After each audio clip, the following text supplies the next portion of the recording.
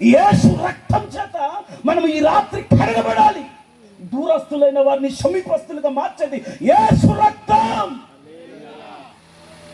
నువ్వు ఎక్కడున్నా సరే, ఏ మతమైనా సరే, ఏ కులమైనా సరే, ఏ వర్గమైనా సరే, నువ్వు నీతిమంతుడిగా మారితే నిత్య జీవంలో అడుగు పెడతావు. ఎలా నీతిమంతుడిగా మార్చబడతాము? యేసు రక్తం, యేసు రక్తం. ఈ రాత్రికాల సమయంలో యేసు రక్తం చేత మనం కడగబడాలి. ప్రతిరోజు బ్రష్ చేస్తాం, ఎందుకయ్యా అంటే పండు శుద్ధి గురించి. ప్రతిరోజు స్నానం చేస్తాం, ఎందుకయ్యా అంటే ఒంటి శుద్ధి గురించి. ప్రతిరోజు యేసు రక్తం మన హృదయంలో ప్రోక్షించబడాలి, ఎందుకయ్యా అంటే ఆత్మశుద్ధి గురించి. ఆత్మశుద్ధి ఎల్లప్పుడూ జరుగుతూనే ఉండాలి.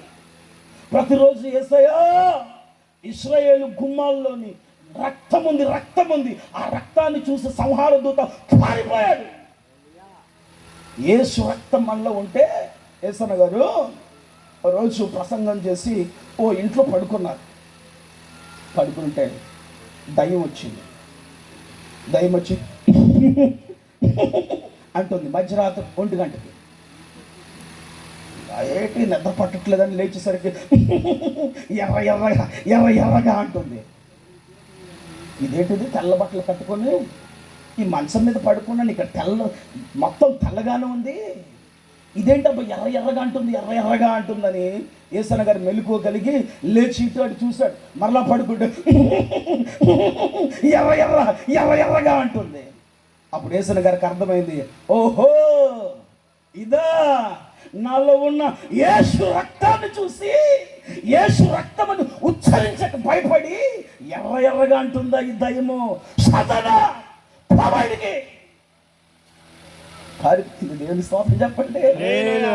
యేసు రక్తం మనలో ఉంటే, యేసు రక్తం నడినెత్తి మొదలుకొని సిరిపాదం వరకు, కీలు మూలుగులు కండరాలు ఎముకలు ప్రాణ ఆత్మల్లో మన శరీరంలో యేసు రక్తం ప్రవహిస్తూ ఉన్నప్పుడు దుష్టుడు ఎక్కడ మనల్ని ముట్టడు. ఆమేన్ చెప్పండి గట్టిగా ఆమేన్.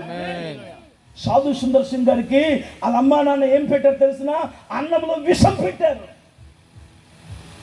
కానీ ఈయన లోపల ఏముందంటే యేసు రక్తం ఉంది. ఏముందయ్యా? యేసు రక్తం ఉంది. ఆ రక్తం ఏం చేసింది తెలిసిన?